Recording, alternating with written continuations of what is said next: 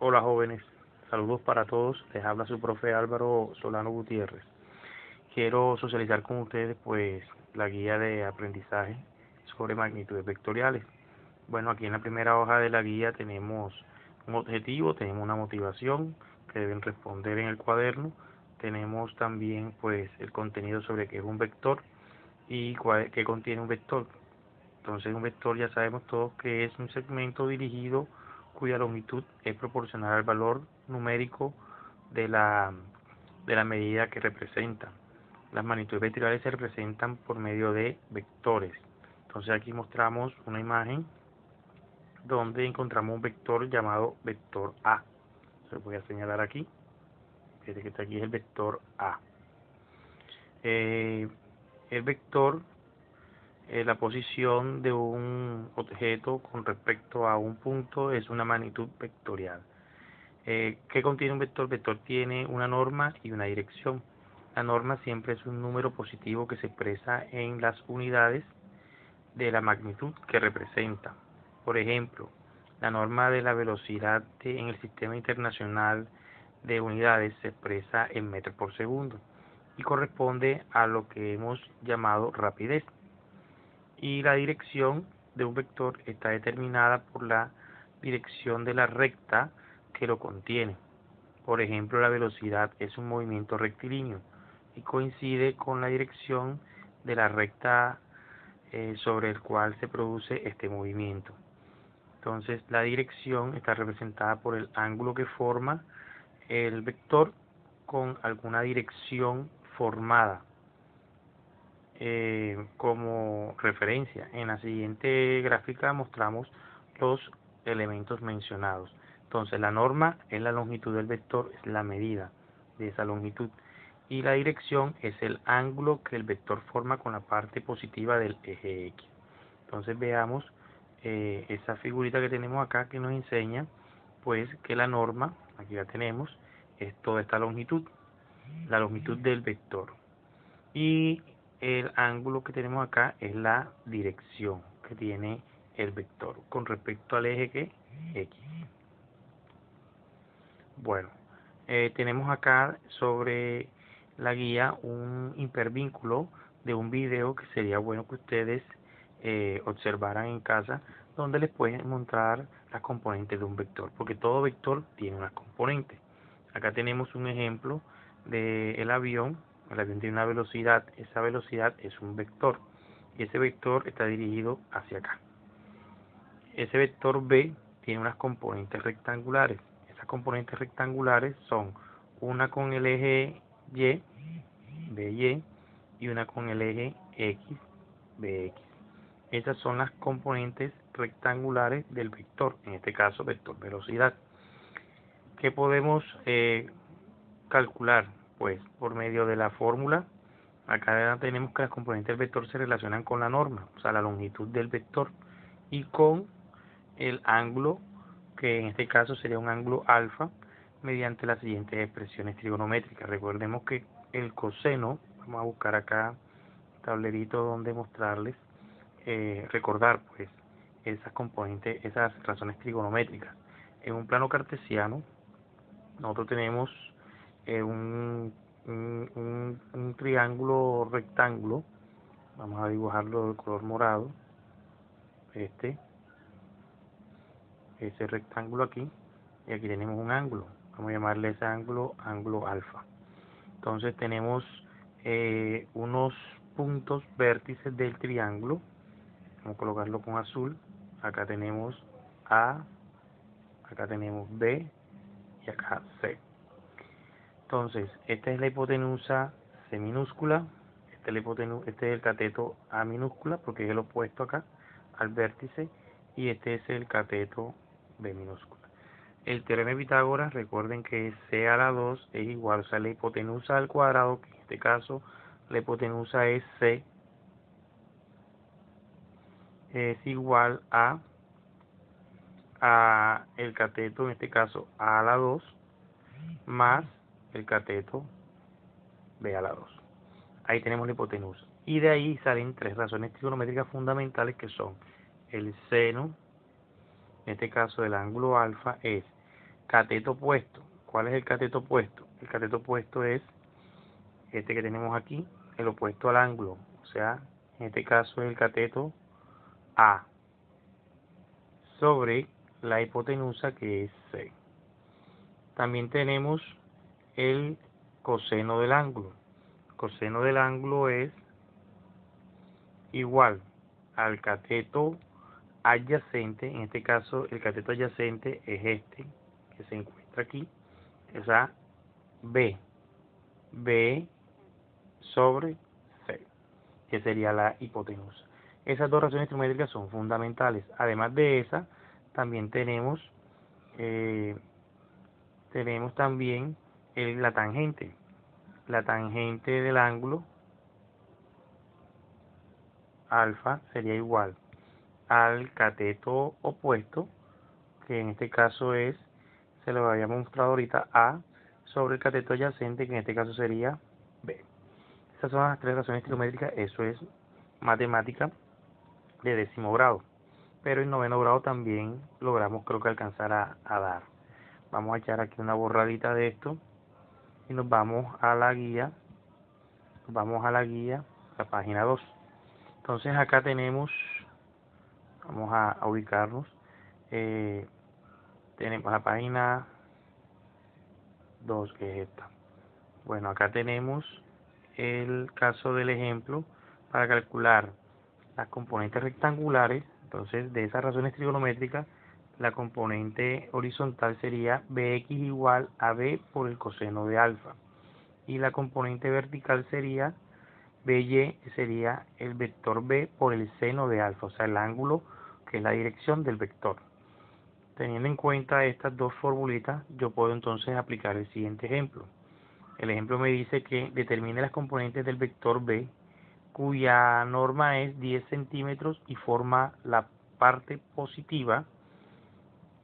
Con la parte positiva forma un ángulo alfa, un ángulo de 60 grados. Entonces, observando eso en una ilustración, acá tenemos el dibujo. Entonces, observamos que el vector es de ¿cuánto? De 10.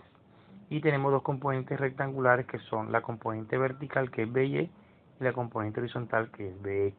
Y tenemos un ángulo que es de 60 grados. Ok, teniendo en cuenta eso, entonces, y aplicando las dos fórmulas que les mencioné, estas que están aquí, vamos a calcular esas componentes verticales y horizontales. Entonces, aplicando la fórmula nos queda que Bx es igual a b por el coseno de alfa, que sería igual al vector b, que es de 10, por el coseno de alfa, pero el ángulo es de 60, por coseno de 60, para un total de ¿cuánto? De 5 centímetros. Se multiplica 10 centímetros por coseno de 60. Eso lo hacemos con la calculadora científica. Y de esa manera obtenemos la componente horizontal, Bx. Ahora vamos con el cálculo de la componente vertical. Para la componente vertical tenemos BY es igual a B por el seno de alfa, que es igual a 10 por el seno de 60, para un total de 8.7. También se multiplica y obtenemos entonces el valor de BY. Ya con esto obtenemos el valor de BX, que es igual a 5, y el valor de BY, que es igual a 8.7. Eso lo podemos expresar en un par ordenado. Aquí colocamos el valor de la componente horizontal X y acá colocamos el valor de la componente vertical Y. Por lo tanto, entonces en este caso nos va a quedar que el resultado es igual a 5 en X y 8.7 en Y. Y así podemos expresar el vector B de la forma de un par ordenado. Entonces, ¿cómo podemos expresar entonces un vector? Como un par ordenado, en este caso por medio de sus componentes rectangulares. Pasamos a la página siguiente, que es la página número 3. Aquí ya observamos una matriz donde tenemos dos vectores. En este caso el vector velocidad del avión cuando no hay viento y el vector del viento que hay pues en el aire en estos momentos. ¿Qué tenemos? En este caso tenemos el vector, tenemos el vector, vamos a vernos la primera parte de la tabla, el vector BA, B sub A, que corresponde a la velocidad del avión, que es de 300 kilómetros por hora, y forma un ángulo con la horizontal de 60 grados. Y tenemos el vector B sub B, que es la velocidad del viento, que sería igual a 200 kilómetros por hora, formando un ángulo de 30 grados con la horizontal. Entonces, con esos dos datos de cada vector podemos calcular las componentes horizontales, que sería entonces la segunda columna de esta matriz, y las componentes verticales, que sería la tercera columna de la matriz que tenemos acá. Esta es una matriz de aprendizaje, es una estrategia de aprendizaje para poder organizar el procedimiento de cómo calcular la velocidad resultante del avión. Entonces vamos con el primer vector. El primer vector,